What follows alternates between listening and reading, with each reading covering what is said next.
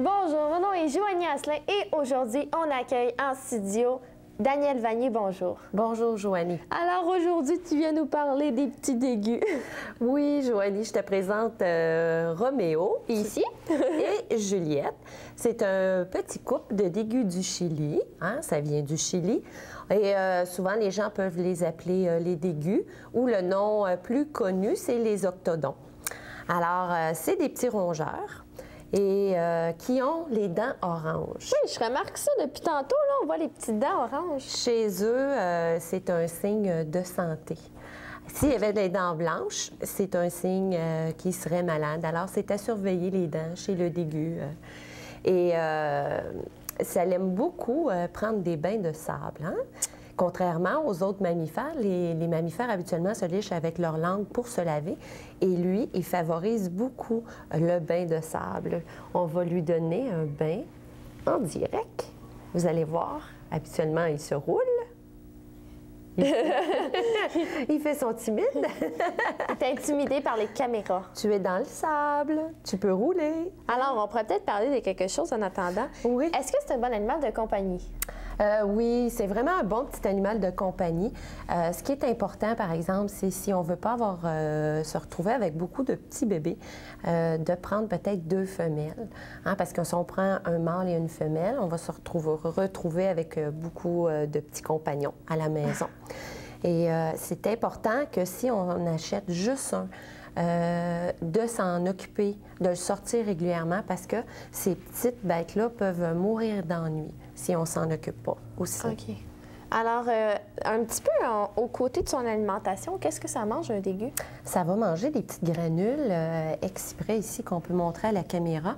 Il faut faire attention, Joanie, dans les animaleries, parce que souvent, les animaleries vont vendre de la nourriture en vrac exprès pour les dégus, mais elle n'est pas complète à ce moment-là.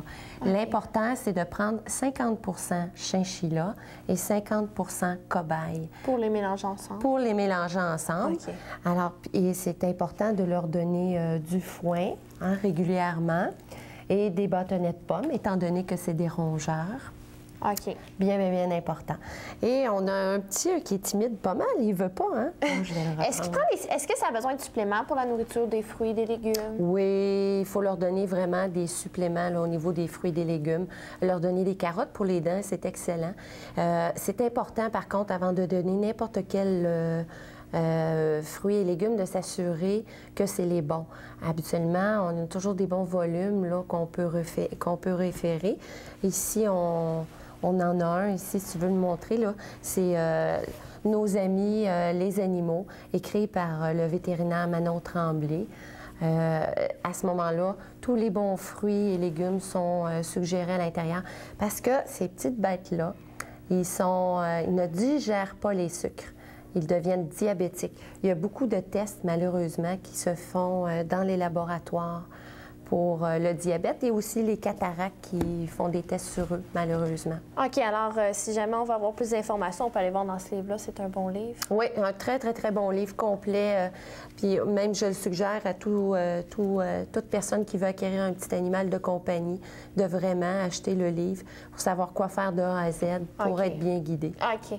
Et on a parlé qu'il avait besoin des bains de sable. Est-ce qu'il a besoin de d'autres soins? On peut-tu lui couper les griffes? Ou... On peut lui couper les griffes. Par contre, ce qui est dommage, bien, ce qui est dangereux, c'est qu'on ne voit pas la petite veinure. Hein?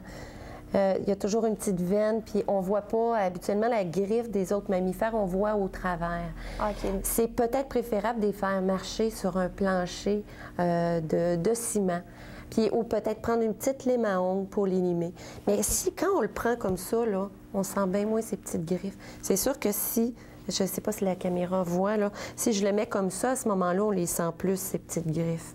Okay. Mais quand on le prend comme ça, à ce moment-là... Alors, vite, sur la cage, qu'est-ce qu'il faut avoir pour un dégu? Pour un dégu, ce qui est bien important, c'est d'avoir une cage.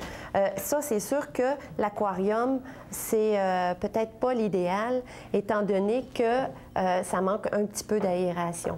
L'idéal, c'est des cages en grillage, mais il faut faire attention, Joanie, au niveau des pattes, parce qu'ils peuvent se prendre les pattes. Okay. Alors, il faudrait recouvrir le sol avec de la céramique. Et qu'est-ce qu'on met dans le fond de la cage vite en De la terminant? ripe, Joanie, des écopots de bois. On peut leur mettre, ça l'adore grimper et gruger, hein? Fait qu'ils mettent leur du des bois bols en lavé, céramique aussi. des bols en céramique, un bol d'eau, de l'eau fraîche tout le temps, régulièrement. Et la roulette, ici, bien importante pour leur permettre de faire le plus possible d'exercices. Ne jamais prendre le dégu par la queue. OK, merci beaucoup, Danielle. Alors, on se revoit lors d'une prochaine capsule.